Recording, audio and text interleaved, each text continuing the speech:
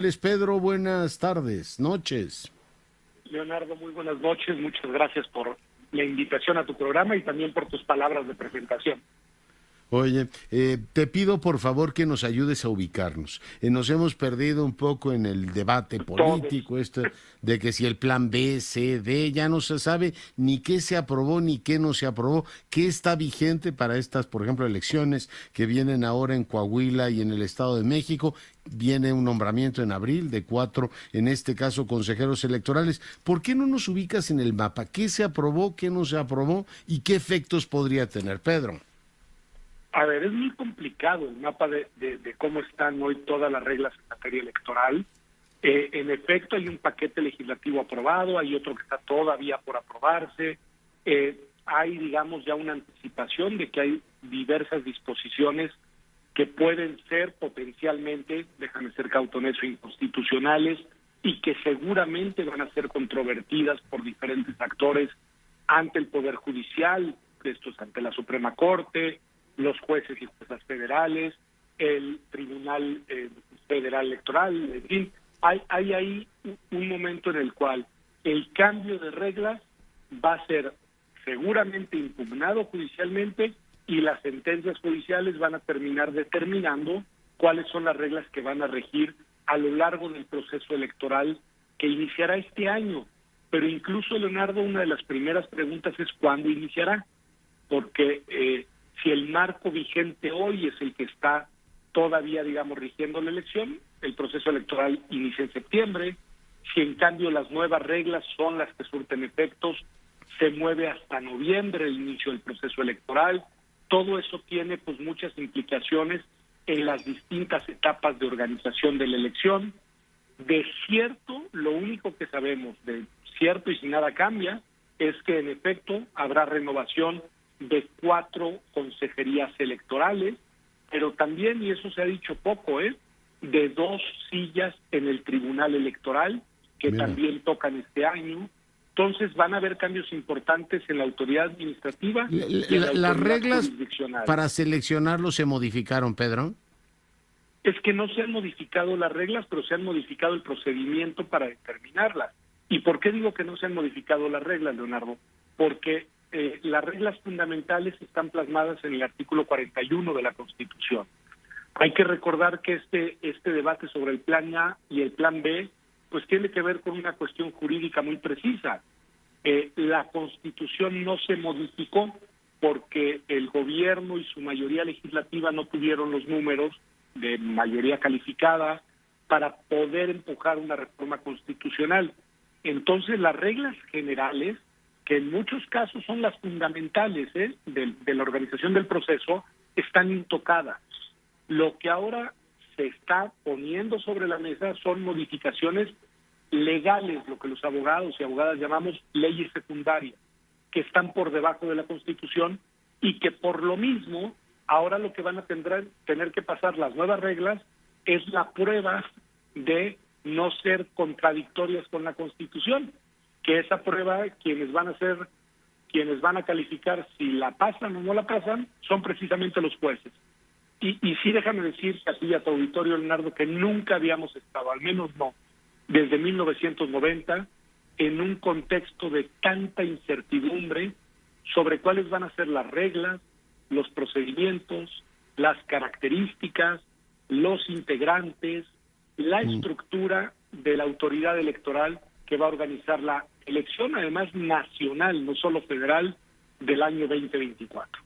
Déjame preguntarte, que haya jueces es tranquilizador, pero al mismo tiempo hay un principio ya muy conocido en México de que los procesos pueden ser muy lentos y en el tema electoral pues el reloj cuenta mucho. O sea, ¿qué ocurriría en el caso de que un juez dice, bueno, pues yo recibo esto, me tengo que pronunciar sobre una materia que a lo mejor pues es prioritario en estos momentos, en esto atender? ¿Hay una excitativa para que los jueces resuelvan en un tiempo determinado o se decretan suspensiones y entonces sigue operando la legislación anterior, Pedro? Ahí, ¿cómo funciona todo esto? Es una gran pregunta y es una pregunta compleja, porque vamos primero a poner sobre la mesa cuáles son los posibles recursos jurídicos que se van a presentar. Es previsible que se presenten acciones de inconstitucionalidad. estas las pueden presentar, y yo creo que así será, las minorías legislativas, si logran un 33% de Cámara de Diputados y de Senadores, y esas van directo a la Suprema Corte de Justicia. Esas minorías legislativas... Nada más con que lean la cuenta de Twitter de Ricardo Monreal ya se pueden guiar, ¿no? Pues ahí van a ir, el paquete, o no sé cómo, no recuerdo exactamente, pero el paquete de inconstitucionalidades. Y bloque de inconstitucional le llamamos. Bloque lo llamó, sí. Y con una cosa interesante, Leonardo, es posible que también argumenten que es inconstitucional de raíz la reforma, porque hay violaciones al procedimiento legislativo que le invalidarían toda. De eso ya hay precedentes, ¿eh? Ya hay casos en los cuales la Corte ha dicho, en efecto, ni le entro a cada una de las partes de esta reforma es inconstitucional de raíz, porque se aprobó sin seguir las reglas que establece la Constitución para aprobar una reforma legal. Esa va a ser una primera impugnación que me lleva por la senda que tú señalas. Podría haber una suspensión de entrada, es decir, que la Corte dijera, incluso la ministra o ministro que recibe el caso dijera, se suspende este asunto todo completo. Y entonces queda intocado el marco legal vigente al día de hoy. No pasa nada por el momento hasta que no vayan decidiendo si esa suspensión se mantiene o si esa suspensión, digamos, deja de estar vigente y le entran al fondo, que supondría ir viendo cada tema por tema. Pero vamos a suponer que no suspenden de entrada. Vamos a suponer que ese no es el escenario, que la reforma entra en vigor y empieza a surtir efectos. Bueno, ahí, aunque las acciones y controversias todavía no se resuelvan, es muy previsible que se presenten amparos y que se presenten juicios ante el Tribunal Electoral y que esos recursos vayan presentándose a lo largo de los meses que siguen y cada uno vaya resolviéndose en lo individual. Y lo que vamos a tener, Leonardo, va a ser un escenario en el cual ni el más avesado ni la más avesada de los juristas de este país en materia electoral te puedan decir día a día qué es lo que está vigente y qué es lo que no lo está. Porque puede haber incertidumbre en el que nos vamos a meter. Elevadísimo, puede haber amparos, puede haber efectivamente revisiones. Me imagino que pues van a echar ahí un montón de personal además profesional del servicio profesional de carrera, y ellos pues tendrán derecho a decir, oiga, yo tenía aquí mi plaza y usted por la vía de, en este caso, la está cancelando. Yo tengo derechos adquiridos, ¿no? 85% del personal del servicio profesional electoral, que es un personal que venimos formando en el país desde 1990, que ingresó por concurso, que ha tenido reglas de promoción. Te pongo ejemplos que tú y yo conocemos muy bien. Es un servicio profesional similar al de la Secretaría de Relaciones Exteriores en la diplomacia mexicana, al de la Universidad Nacional Autónoma de México en la carrera académica, informalmente al del Banco de México. En fin, es un servicio de personas que tienen una carrera, digamos, bajo reglas muy ciertas de ingreso, ascenso y promoción. El 85%, que son más de 3,000 personas, podrían perder su empleo por esta reforma electoral. Yo me imagino, no lo sé, que esas personas se van a amparar por la vía laboral. Y estos amparos van a dar resultados diversos, lo cual también es un escenario complicadísimo. Algunas personas, sus amparos procederán, algunas obtendrán la suspensión, otras no, y entonces no sabremos bien quiénes son las y los funcionarios que están en funciones, déjame decirlo así, en la propia autoridad electoral, y ni siquiera sabremos cuál es la estructura en la que tienen que realizar su trabajo. Es un despropósito, Leonardo. Lo que está sucediendo, hay que decirlo, al menos lo digo yo desde el punto de vista jurídico, es en verdad un escenario en el cual lo que el derecho debe dar a una sociedad es certeza, estabilidad y seguridad. Acá no está dando ninguno de los tres elementos. Sí, sí, el sistema institucional, certeza, el político, concordia o diálogo y el económico, riqueza. Pero bueno, más allá de eso te hago dos preguntas. El asunto de la temporalidad y la naturaleza del proceso electoral. Es decir, ¿hasta cuándo podrían efectivamente modificar las leyes electorales sin incurrir en en este caso, en, bueno, pues una contradicción? Porque, bueno, se supone que hay un plazo, ¿no? Hay unos meses A ver, previos a los que no se puede tocar eso, ¿no? ¿Cuántos hay un son? plazo. Mira, la Constitución establece en el artículo 105, si no me equivoco, que son 90 días de veda. Pero esos 90 días han estado pensados para los, digamos, la prohibición de cambios legislativos o constitucionales. Siempre hemos pensado que ese límite de tiempo es para que no se cambien las reglas por parte del Poder Legislativo, déjame decirlo de manera genérica. Ahora, nunca habíamos estado en un escenario en el cual los cambios, o más bien las definiciones de las reglas, ya no están solo en sede legislativa, sino que están en sede judicial, porque al final las decisiones que tomen los jueces van a ir modificando el marco normativo, es inevitable. Si suspenden una disposición o si suspenden una decisión de una autoridad u otra, están cambiando las reglas del juego.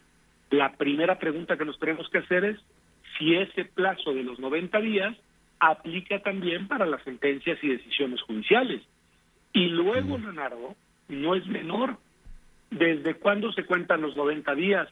Pues desde el plazo de, digamos, la suposición de que el proceso electoral inicie en septiembre o de que inicie en noviembre, pues porque ahí Pero se te mueve el calendario. pongo una que para mí es una objeción mayor. Es decir que el proceso arranca en noviembre, en septiembre, podría ser un asunto de estricto derecho, de calendario organizativo, pero el partido de la mayoría va a organizar su proceso de selección de candidato en verano. Desde mi punto de vista, el proceso electoral del 24 ya habría arrancado en verano, por tanto, bueno, pues podrán decir, eso no tiene que ver con autoridades electorales, pero es el proceso político electoral del 24 ya en pleno verano, Pedro. De hecho, yo te diría que ya inició. ¿Y en qué sentido? Sí. Técnicamente hablando, no una cuestión nada más de lectura política de hechos generales. Por ejemplo, ya hay mucha litigiosidad hoy ante el Tribunal Electoral sobre temas que tienen que ver con redes sociales y posicionamientos políticos y propaganda anticipada de personas que aspiran a candidaturas. Es decir, todo eso ya está generando decisiones jurídicas, judiciales, de autoridades electorales relacionadas con el proceso de 2024. Todo eso ya está conectado con, pues, la contienda política. Oye, en buena lógica, si ya arrancó el partido, déjame decirlo futboleramente, pues no cambie las reglas, no meta más incertidumbre, ¿no? Ese era el sentido de la veda de los 90 días y el sentido de saber, pues, qué instituciones, autoridades, árbitros teníamos. Yo creo que hay pocas materias en las cuales es tan necesaria la estabilidad, la certeza, la, digamos, objetividad como en la electoral. Es en donde la contienda política encuentra un cauce pacífico, ordenado, civilizado y democrático. Claro. Venir a poner en vilo ese eslabón de la cadena de la convivencia social me parece que es de una irresponsabilidad enorme, lo cual ya fue una valoración política y no jurídica. Sí, lo entiendo perfectamente. Oye, de lo que sí se ha aprobado, ¿qué sí se puede hacer o no? Entiendo que ya le quitaron la mordaza a todos los funcionarios públicos. No sé si eso autoriza al secretario de Gobernación a citar, en este caso, a los gobernadores y a decir que organicen el proceso interno, en este caso de su partido. ¿Qué sí se ha aprobado? Entiendo que había también una controversia con el asunto de la comunicación social y un tope que le habían puesto a las entidades federativas. Pedro. A ver, ese es, digamos, del paquete de lo que sí se aprobó, que ya tiene efecto sobre el tema de la equidad electoral. En eso ha sido bastante, la verdad, claro y contundente en sus expresiones públicas el consejero Ciro Murayama, que ha advertido que una parte, digamos, de los efectos de este paquete de reforma ya está aprobado. Habrá que ver si se combate o no se combate. Uno de ellos tiene que ver con este punto concreto que tú señalas. Hace algunos años se modificó el artículo 134 de la Constitución y se estableció con mucho rigor que los funcionarios, las funcionarias públicos no podían hacer uso de su posición político-institucional ni de los recursos que contaban a partir de la misma para hacer propaganda política, déjame decirlo de manera muy laxa, ¿no? Y las restricciones en el artículo son muy precisas y muy puntuales. Lo que cambia con esta modificación a la ley, que yo creo que es inconstitucional, pero pues habrá que combatirlo, quien lo quiera combatir y lo pueda combatir, es que le dan la vuelta a esa limitación y permiten, en aras de una supuesta, digamos, reivindicación de la libertad de expresión y del derecho de la ciudadanía a la información, que sí puedan hacer uso de los recursos con los que cuentan para realizar actos que en los hechos constituyen inclinación, propaganda, promoción política.